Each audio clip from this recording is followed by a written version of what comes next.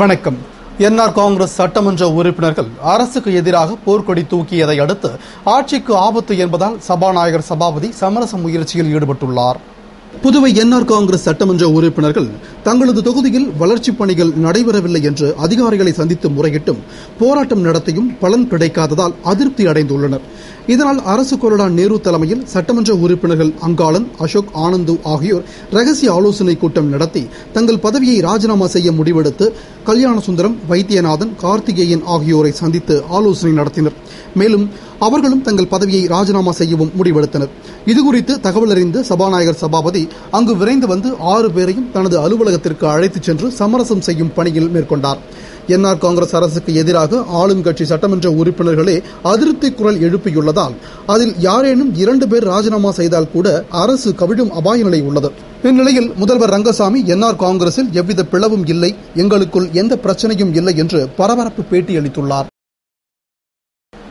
ஜெனீவாவில் நடைபெறும் ஐநா மனித உரிமை ஆணைய கூட்டத்தில் பங்கேற்க முன்னாள் மத்திய அமைச்சர் அன்புமணி ராமதாஸ் தலைமையில் புதுவை மாநில செயலாளர் அனந்தராமன் மற்றும் பசுமை தாயக அமைப்பு செயலாளர் அருள் ஆகியோர் ஜெனீவா புறப்பட்டுச் சென்றனர்.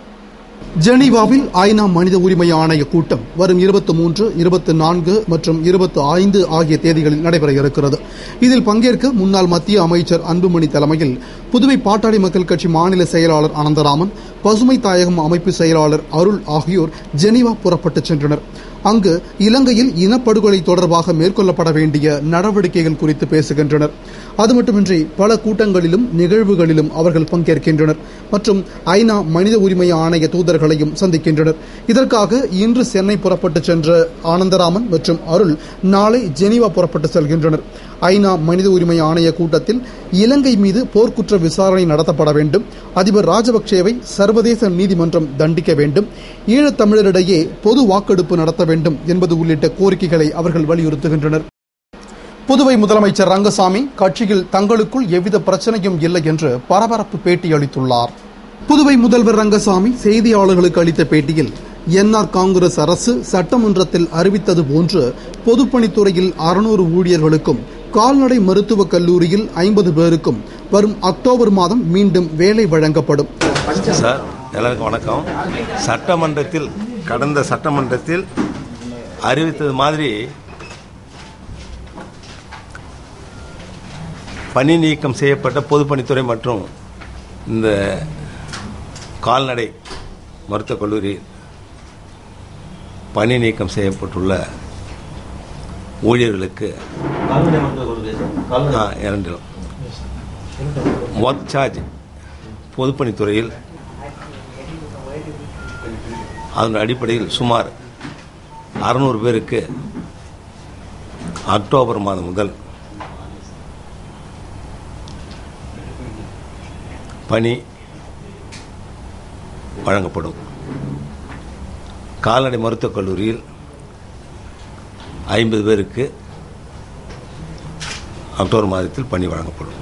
மற்றும் புதுவையில் உள்ள அனைத்து ரேஷன் அட்டைதாரர்களுக்கும் 10 கிலோ இலவச ஒற்றை அவியல் அரிசி வழங்கப்படும் என்றார். மேலும் காமராஜர் கல்வி உதவி திட்டத்தின் கீழ் 2011 முதல் 2014 வரை 3 கல்வி ஆண்டுகளுக்கான கல்வி உதவித்தொகை வழங்கப்படும். காமராஜர் கல்வீடு கட்டும் திட்டத்தில் 1000 பயனாளிகள் தேர்ந்தெடுக்கப்பட்டுள்ளனர். அவர்களுக்கு முதல் கட்ட மற்றும் 2ஆம் கட்ட நிதி ஒதுக்கப்பட்டுள்ளது. அதேபோன்று ஆதி திராவிடர் நலத்துறை சார்பில் வீடு கட்டுவதற்கு 4 லட்சம் ரூபாய் வீதம் 4000 பேருக்கு அக்டோபர் மாதம் நிதி வழங்கப்படும். மேலும் முதியோர் உதவித்தொகைக்கு புதியதாக 6000 பேர் தேர்வு செய்யப்பட்டுள்ளனர். இவர்கள் அனைவருக்கும் வங்கி மூலம் அக்டோபர் 6 மற்றும் 7 ஆகிய தேதிகளில் உதவித்தொகை பெற்றுக் கொள்ளலாம். வங்கியில் உதவித்தொகையை பெற முடியாதவர்களுக்கு அங்கன்வாடி மூலம் வழங்க நடவடிக்கை எடுக்கப்படும் என்றார். மேலும் காரைக்காலில் சிறப்பு மருத்துவமனை கட்ட 26 ஏக்கர் நிலம் தேர்வு செய்யப்பட்டுள்ளது. காரைக்கால் பவர் கார்ப்பரேஷனால் 22 மெகாவாட் மின்சாரம் தயாரிக்கப்பட்டு வருகிறது.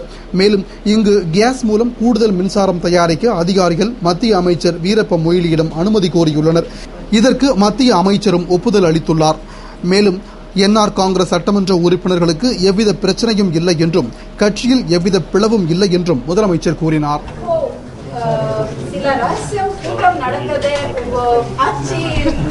எங்க ஆட்சி எல்லாம் நல்லதா இருக்குது, எல்லாம் ஒற்றுமையாக எல்லாமே இருக்கிறாங்க, நல்லதா இருக்காங்க, எல்லாமே நல்லதா இருக்குது, ஒன்றும் பிரச்சனை இல்லை. புதுவை புனித பேட்ரிக் மேல்நிலைப் பள்ளியில் நடைபெற்ற மாநில அளவிலான இறகுப்பந்து போட்டியில் வெற்றி பெற்றவர்களுக்கு பாராட்டு விழாவில் முன்னாள் நகரமன்ற துணைத் தலைவர் திரு ஜான்குமார் பங்கேற்று நினைவு பரிசினை வழங்கினார். புதுவை புனித பேட்ரிக் மேல்நிலைப் பள்ளியில் 32வது மாநில அளவிலான இறகுப்பந்து போட்டியில் வெற்றி பெற்ற மாணவ மாணவிகளுக்கு பாராட்டு விழா நடந்தது. பள்ளி முதல்வர் ஃபிரெட்ரிக் வரவேற்று பேசிய விழாவில் சிறப்பு விருந்தினராக முன்னாள் நகரமன்ற துணைத் தலைவர் ஜான்குமார் கலந்து கொண்டு முதலிடத்தை பிடித்து வெற்றி பெற்ற பிரணீதா, நந்தா, பிரசன்னா, ஹரிப்பிரியா, ஷோபிகா, ஸ்வேதா ஆகியோருக்கும், 2ஆம் இடத்தை பிடித்த ஷோபா, லட்சிய மதியழகி, ஹர்ஷினி, ஜெயபிரகாசம், பாலி ஆகியோருக்கும் சால்வை போர்த்தி மெடல் அணிவித்து நினைவு பரிசும், முதலிடத்தை பிடித்தவர்களுக்கு தலா 2000 ரூபாய் ரொக்க பரிசும் வழங்கி பாராட்டி பேசுகையில், இப்பள்ளியில் விளையாட்டிற்கு அதிக முக்கியத்துவம் கொடுக்கப்படுவதாகவும் ஒவ்வொருவருக்கும் விளையாட்டு முக்கியமானது என்றார். ஏதாவது ஒரு விளையாட்டுத் துறையில் மாணவர்கள் ஆர்வம் செலுத்தினால் உடல் புத்துணர்வு பெற்று ஆயுள் நீடிக்கும் என்று தெரிவித்த அவர், அதே நேரத்தில் மாணவர்கள் படிப்பிலும் கவனம் செலுத்தி பள்ளிக்கு பெருமை சேர்க்க வேண்டும் என்று வாழ்த்தி பேசினார்.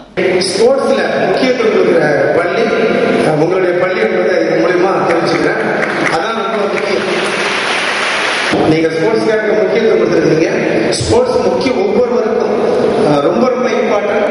நீங்க ஏதாவது ஒரு துறையில ஸ்போர்ட்ஸ் வரணும். நம்ம உடம்புல இருக்கிற வேர்வை துளிகள் தினந்தோறும் நம்ம போக வேண்டும் என்றால் நம்ம கிட்டத்தட்ட 100 வயசு கிராஸ் பண்ணணும். அதனால ஸ்போர்ட்ஸ் ரொம்ப முக்கியம். இந்த ஸ்போர்ட்ஸ்ல நீங்க கவனத்தை பிள்ளைங்க செலுத்தணும். எல்லாரும் நல்ல முறையில் விளையாடி அதே சமயத்தில் பாடத்தில் கவனம் செலுத்தி பள்ளிக்கு நீங்க பெருமை சேர்த்து கொடுக்கணும் என்று கேட்டுக்கொண்டு, முன்னதாக நிர்வாக அதிகாரி மார்டின் சிறப்பு விருந்தினருக்கு பொன்னாடை அணிவித்து கௌரவித்தார். நன்றி கூறிய விழாவிற்கான ஏற்பாடுகளை ஆசிரியர்கள் ஹேமலதா, ராயர், பாலன், நடராஜன், முரளிதரன், சித்ரா ஆகியோர் செய்திருந்தனர். புதுவையில் ராமசாமி படையாச்சி சிலை சேதப்படுத்தப்பட்டதற்கு பாட்டாளி மக்கள் கட்சி மாநில அமைப்பாளர் அனந்தராமன் கண்டனம் தெரிவித்துள்ளார். இதுகுறித்து பாட்டாளி மக்கள் கட்சி மாநில செயலாளர் அனந்தராமன் கூறுகையில், மதகடிப்பட்டு நுழைவு வாயிலில் வைக்கப்பட்டிருந்த மறைந்த முன்னாள் அமைச்சர் ராமசாமி படையாச்சியின் சிலை சேதப்படுத்தப்பட்டுள்ளது. சாதி மோதலை உருவாக்கும் வகையில் இதுபோன்ற செயல் சமூக விரோத கும்பல் ஈடுபட்டு வருகிறது. எனவே மாநிலம் மற்றும் உயர்மட்ட குழுவின் ஆலோசனை நடத்தி மாநிலம் தழுவிய அளவில் போராட்டம் நடத்த முடிவு செய்யப்படும் என்றும், மேலும் புதுவையில் சட்டம் ஒழுங்கு முற்றிலுமாக சீரழிந்துள்ளது. பொதுமக்கள் காவல்துறை மீது நம்பிக்கை இழந்துள்ளனர். இதுகுறித்து ரவுடிகளை திருச்சி சிறைக்கு மாற்றுவதன் மூலம் ரவுடிகள் தேர்ச்சி பெற்ற ரவுடிகளாக உருவாக வாய்ப்புள்ளது. எனவே அவர்களை இங்கிருந்து மாற்றக்கூடாது என்று வலியுறுத்திய அவர், மேலும் ஜிப்மர் செவிலியர் தேர்வில் 400 இடங்களில் 300 இடங்கள் கேரளத்தைச் சேர்ந்தவர்கள் தேர்ந்தெடுக்கப்பட்டுள்ளனர். மேலும் தேர்வுத்தாள் அப்பகுதியில் முன்கூட்டியே விநியோகிக்கப்பட்டதாக தெரிகிறது. எனவே இதுகுறித்து சிபிஐ விசாரணை மற்றும் மறு தேர்வு நடத்த நடவடிக்கை எடுக்க வேண்டும் என்றும், ஜிப்மர் சம்பந்தமாக உயர்நீதிமன்றத்தில் பாட்டாளி மக்கள் கட்சி சார்பில் மனு தாக்கல் செய்யப்பட உள்ளது என்று கூறினார். மாண்புமிகு ராமசாமி படையாச்சார் அவருடைய சிலையை 10 நாட்களுக்கு முன்பாக அந்த பகுதியில் இருக்கக்கூடிய அனைத்து தரப்பான மக்களும் நிறுவியிருந்தார்கள். அந்த சிலையை இன்றைக்கு அதிகாலை 4 மணி அளவில் சில சமூக விரோதிகள் உடைத்து சேதப்படுத்தியிருக்கிறார்கள். சமூக விரோதி செயலில் ஈடுபடக்கூடிய குற்றவாளிகளை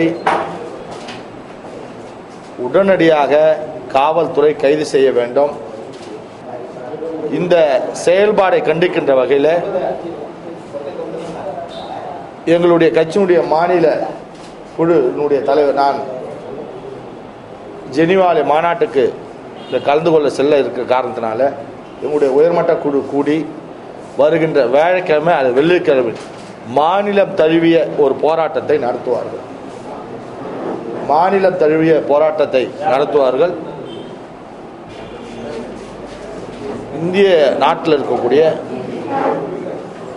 சென்டர் ஃபார் எக்ஸலன்ஸ் சொல்லக்கூடிய 3 மருத்துவமனைகள், எய்ம்ஸ், பிஜி சண்டிகர், ஜிப்மர், இப்படி இருக்கக்கூடிய அந்த ஜிப்மரில் செவிலியருக்கான தேர்வு சமீபத்தில் நடைபெற்றது.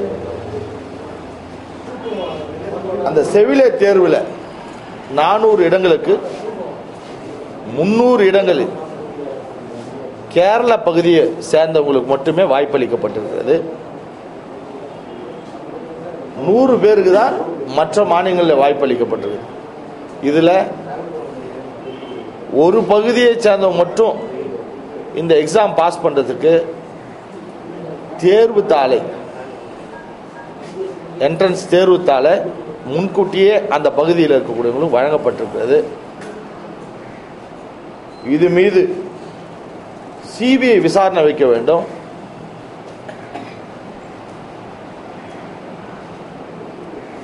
தேர்வு செய்த அந்த பட்டியலை ரத்து செய்துவிட்டு மறு தேர்வு வைக்க வேண்டும்.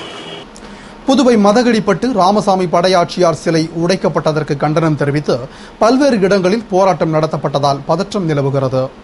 புதுவை எல்லைப் பகுதியான மதகடிப்பட்டில் கடந்த 15 நாட்களுக்கு முன்பு வன்னியர் குடும்ப ஒருங்கிணைப்பு இயக்கம் சார்பில் முன்னாள் மறைந்த அமைச்சர் ராமசாமி படையாட்சியாரின் சிலை வைக்கப்பட்டது. அந்த சிலையை அனுமதி பெறவில்லை என்று கூறி போலீசார் அகற்றினர். இதையடுத்து அதற்கு எதிர்ப்பு தெரிவித்து போராட்டம் நடத்தப்பட்டது. தொடர்ந்து 3 நாட்களுக்கு முன்பு வேறு சிலை அமைக்கப்பட்டிருந்த நிலையில் யாரோ மர்ம நபர்கள் அந்த சிலையை சேதப்படுத்திவிட்டனர். இதனை கண்டு அதிர்ச்சியடைந்த வன்னியர் குடும்ப இயக்க நிர்வாகிகள் மற்றும் பாட்டாளி மக்கள் கட்சியினர் ஒன்று திரண்டு திருபுவனை, திருவாண்டார்கோவில், வடமங்கலம், சேதராப்பட்டு, தவளக்குப்பம் உள்ளிட்ட பல பகுதிகளில் சிலையை சேதப்படுத்தியவர்கள் மீது கடும் நடவடிக்கை எடுக்கப்படும் என்று உறுதியளித்ததும் கலைந்து சென்றனர். இதனிடையே அங்கு மீண்டும் பிரச்சனைகள் ஏற்படாமல் இருக்க போலீசார் முன்பு பறிமுதல் செய்த ராமசாமி படையாட்சியாரின் சிலையை மீண்டும் கொண்டு வந்து வைத்துள்ளனர். எனினும் அந்த பகுதியில் தொடர்ந்து பதற்றம் நிலவுவதால் போலீசார் குவிக்கப்பட்டுள்ளனர். இத்துடன் செய்திகள் நிறைவடைந்தன. வணக்கம்.